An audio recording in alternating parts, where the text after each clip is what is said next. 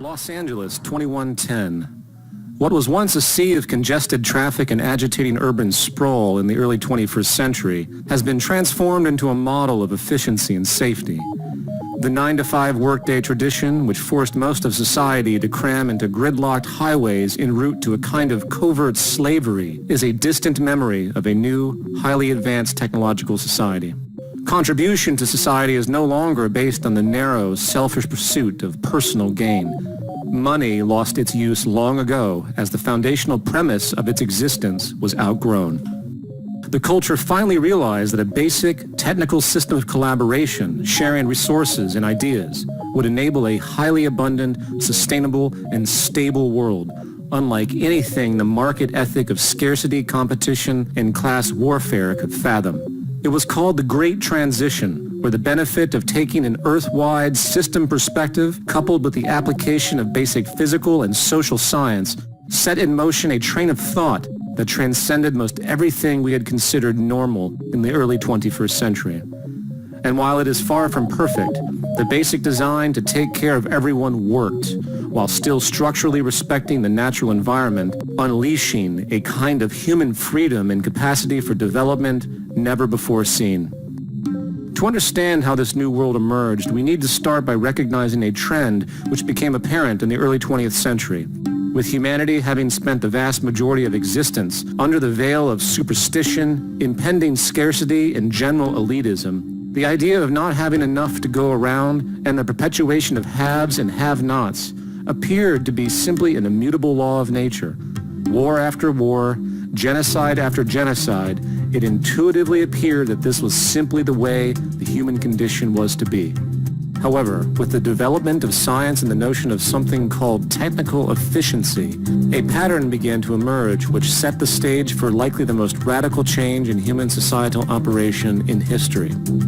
It was called ephemeralization, the ability to do more and more with less and less.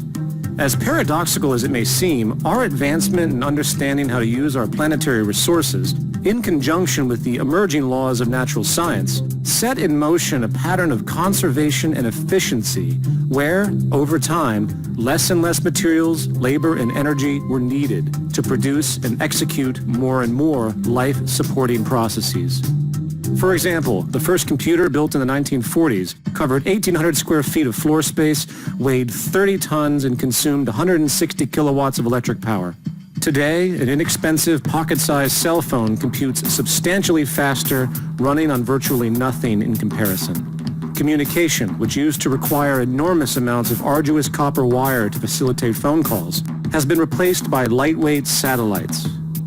Physical home construction, which took massive amounts of resources and labor, eventually evolved into using lightweight, prefabricated structures which could be assembled by automation using a fraction of the materials and labor as before, and yet were substantially stronger and durable. Even the core foundation of nutrition, agriculture, which since the start of the Neolithic period was bound to certain regions for certain climates and land propensities, saw a revolution in versatility where soilless farming systems could provide organic food locally without pesticides, using less fertilization and with little energy wasted on transport. The very idea of globalization was a distant memory, along with the vast waste it created. In effect, no industry or sub-industry was amiss with this trend. Even labor itself, with the application of automation finally applied as the target means for production, exploded efficiency and capacity, with less and less human toil necessary over time.